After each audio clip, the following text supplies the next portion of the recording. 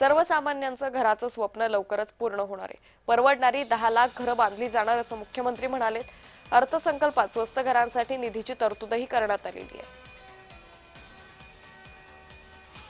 झोपडपट्टी पुनर्वसन प्राधिकरणामार्फत मुंबई महानगर प्रदेशातील 20 लाख झोपडपट्टीधारकांच्या घरांच्या पुनर्विकासासाठी तसेच भाडे तत्वावरील घरांसह 10 लाख परवडणारी घरे विकसित करण्यासाठी बृहद आराखडा तयार करण्यात येत आहे। मुंबई महानगर प्रदेशात नवीन बेकायदेशीर बांधकामे होणार नाहीत याची खात्री करण्यासाठी GIS आधारित मॅपिंगचा वापर करून नो न्यू स्लम फ्रेमवर्क विकसित करण्यात येणार आहे। सदर फ्रेमवर्क पुढे इतर शहरात देखील लागू करण्यात येईल। तर या अर्थसंकल्पात पायाभूत सुविधांसाठी नेमक्या काय घोषणा करण्यात आल्या तेही पाहूयात।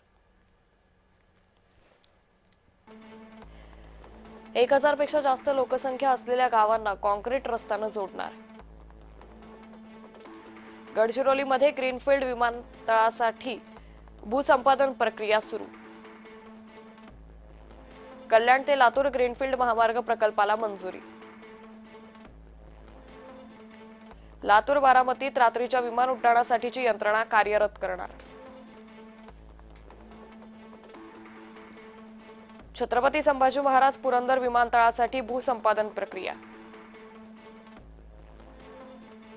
चाकण शिक्रापूर तळेगाव चाकण उन्नत मार्गांना मंजुरी।